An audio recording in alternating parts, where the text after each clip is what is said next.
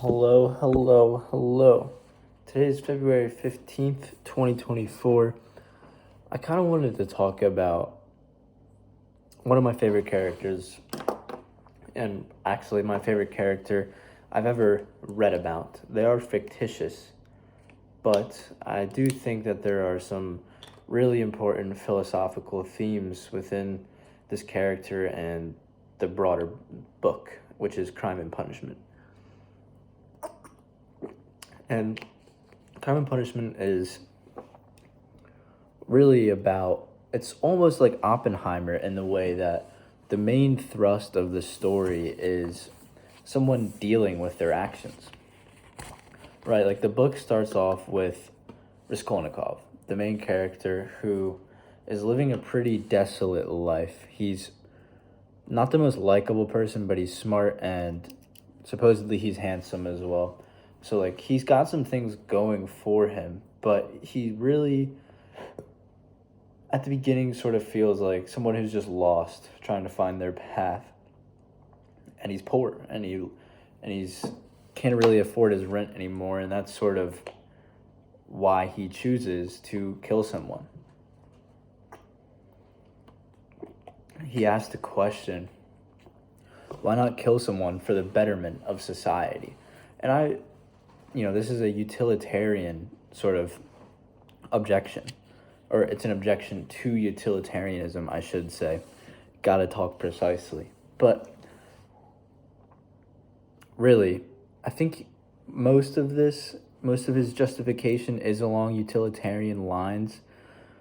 Why not murder someone for the betterment of society? He's under the impression that, one of the main reasons he's going to do what he does is it'll help him restart his life, which will then, in effect, help society because he will then start to give back because he's going to take this woman's money. She's some sort of like reseller, loaner, This is 19th century Russia. So, you got to take that into account, but she's sort of just like this small time merchant, and Raskolnikov does indeed decide to kill her. And his egoism justifies this as well. It does feel like you can make the case that utilitarianism is justified by egoism. Who are you to implore about this utilitarian calculus, this calculus about utility? I don't really think that's for anyone to decide, because then they start to play God. And right, I'm making some bold claims right now, so feel free to object. But it's just hard to tell in every single situation which action is going to garner the most utility. You can argue that it's decreasing taxes, increasing taxes in order to, boost or diminish the welfare state. You can argue, all these sorts of things. But really,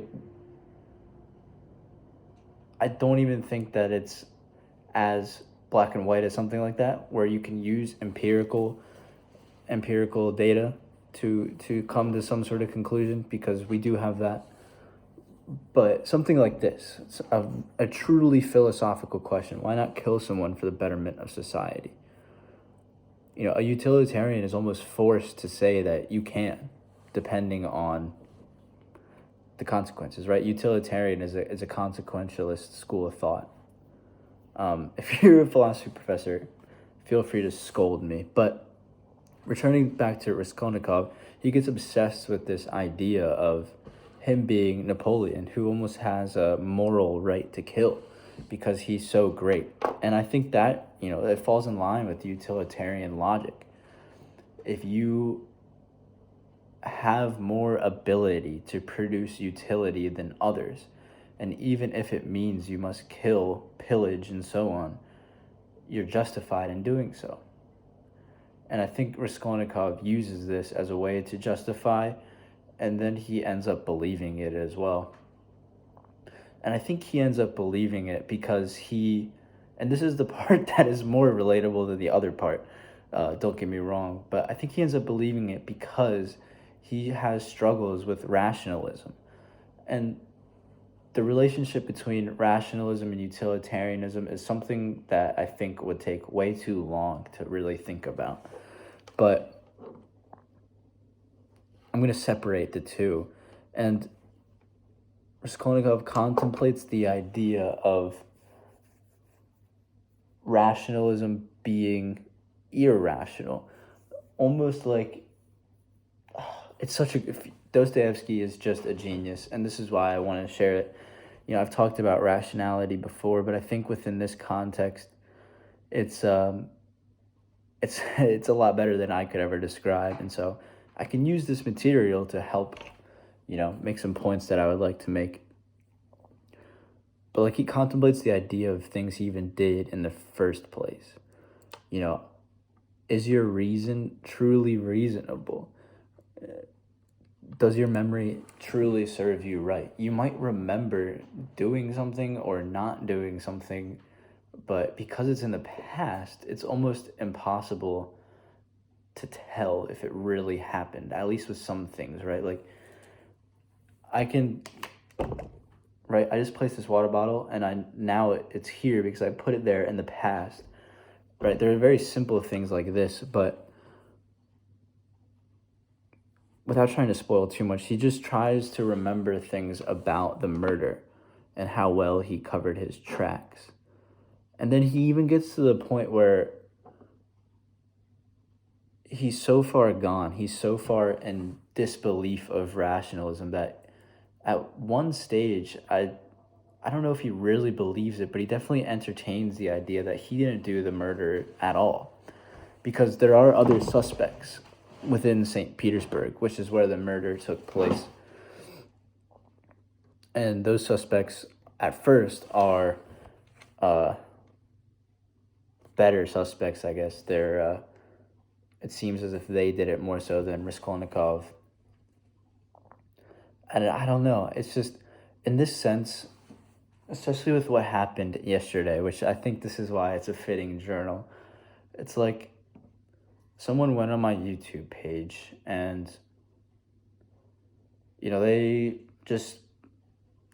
they unleashed some pretty hateful comments, which is fine. Like, if you genuinely believe that what I'm doing is wrong, that's fine, but it also becomes personal at some points, and that's where I think it's like, all right, what are we really doing here? And I don't mind the hate. I'm just saying, like, within the context of this journal and thinking about Raskolnikov and rationalism, they commented on videos that are almost a year old, I guess. Some of them were definitely, more than a year ago, and so I don't remember every single bit of them. And it's like, did I say the things that he's, or this person, I guess, I'm just assuming that they're a he, but that this person, did I really say the things that this person is saying I said? There goes a snot rocket. Like, somehow my video about the World Cup was whitewashing. I don't know. It didn't make sense to me, but I think it just fits. Like, how do you remember that you remember? That sort of thing. And I know that this isn't the entire school of rationalism, right? Like, we tend to be rationalists in our everyday lives with, belief about the floor holding you when you're walking on it. You're not an empiricist, or else everything would start to get a little shaky. Right? So it's more so just how much certainty can you place in rationalism, which I can really appreciate from Dostoevsky. And at the end of the day, setting both of these down is the only way to heal for Raskolnikov. He drops his egoism eventually. If you've read Crime and Punishment before, and you think about it, like, after the murder and when he's having conversations with people that can throw him in jail and convict him, he's like playing these mind games and he's letting his ego run wild. and this whole Napoleon idea run wild. And it even comes down to friends and family. And that's, I think, the rational part, his struggle with rationalism. Are his family going to betray him? They truly don't want the best for him. They truly don't love him. These sorts of things.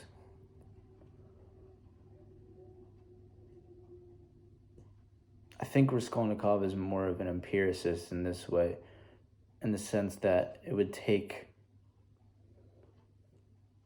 I think, even more than 99.9% certainty for him to truly believe some things. And when he gets rid of these things, it just sounds like someone's talking, and that's kind of spooky, thinking about rationalism. But when he sets both of these down, he can truly heal. Even when he's in, spoiler, even when he's in, what's the word? He's in Siberia, but he's been banished, I guess, whatever. There's an actual word for it, I just forget it. And these are reasons why I think Raskolnikov is the best main character of all time, at least for right now, from what I've read, in my personal opinion. In terms of today, it's been a different day. I didn't have any work this morning or class, and I helped my girlfriend with some stuff, removing tints off her windows. Got some lunch, and now I'm staying at my grandparents' house. I'm house sitting and dog sitting while they're away in Michigan to mourn my uncle, my great uncle, which I've been wanting to talk about, but I'll talk about it tomorrow. Definitely needed some time to think about it. I wasn't super close with him, but definitely close, especially as I got older. And that's that. Yeah, that's the end of the journal. It's Thursday, so we're getting towards the end of the week, and I hope it's been a good one and that it continues to be a good one, or I hope that it gets better for you. This is really what I'm trying to do. I want to make a positive impact in any way that I can, and right now these journals are the way that I know how. Whether it's talking about things I feel are important, or just trying to be relatable and that way. I don't know, it's going to be really interesting when I post this, because the person said that they're going to try and make sure that I regret even coming across, having him come across me. I don't know. So we'll see if there's some hate comment by them again. That was just crazy to wake up to. I haven't had someone go on 4 or 5 videos. It's always been one of my more controversial videos gets more traction, and so more people are seeing it, and then someone views it for the first time, and that's probably the only time that they see one of my videos. Anyways, just crazy stuff. And that's that. Peace and love.